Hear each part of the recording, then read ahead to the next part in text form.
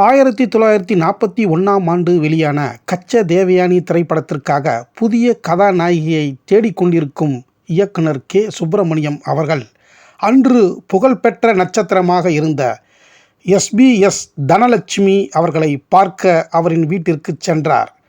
அப்போது ஒரு பெண் இயக்குனர் சுப்பிரமணியத்திற்கு காப்பியை கொண்டு வந்து கொடுத்தார். காப்பியை கொடுத்த அந்த பெண்ணை உற்று நோக்கினார் இயக்குனர் சுப்பிரமணியம் அவர்கள். இந்த பெண் பணிப்பெண்ணாக இருக்க வாய்ப்பில்லை, ஆனால் கருப்பாகவும் அழகாகவும் இருக்கிறாள். இவளை ஏன் நாம் நடிக்க வைக்கக்கூடாது என்று உடனடியாக மேக்கப் டெஸ்ட் எடுக்க தயாரானார்.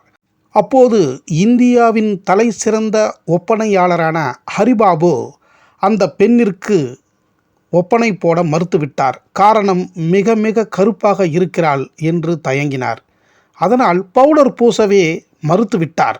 ஆனால் இயக்குனர் சுப்பிரமணியம் அவர்களோ விடாப்பிடியாக அந்த பெண்ணிற்கு நிச்சயம் மேக்கப் டெஸ்ட் எடுத்துதான் தீர வேண்டும் என்று விடாப்பிடியாக சொல்லவே உடனடியாக மேக்கப் டெஸ்ட் எடுக்கப்பட்டது.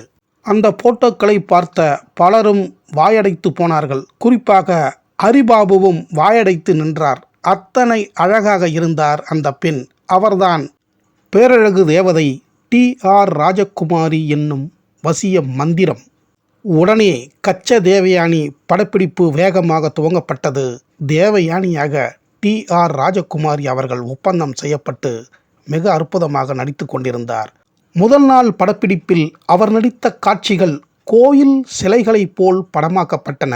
அவரது அழகான தோள்கள், எடுத்துக்காட்டிய கையில்லாத ரவிக்கை, உடலை இறுக்கமாக சுற்றியிருந்த புடவை, குளத்தில் குளிக்க இறங்கும் பொழுது உடலோடு ஒட்டியிருந்த ஆடை என ராஜகுமாரி தனது புன்னகையிலும் அழைக்கும் கண்களாலும் பார்வையாளர்களை கவர்ந்திழுத்தார்.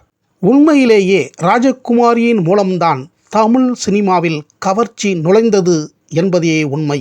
கச்ச தேவயானி திரைப்படம் வெளியான ஒரே இரவில் நட்சத்திர அந்தஸ்தை மிகப்பெரிய அளவில் பெற்றார் டி.ஆர். ராஜகுமாரி அவர்கள். கச்ச தேவயானி திரைப்படம் வெளியாகி மாபெரும் வெற்றி பெற்றது. இதற்கு முன்பே அவர் நடித்த 2 படங்களும் மீண்டும் இந்த திரைப்படத்திற்கு பின்பு வெளியானது.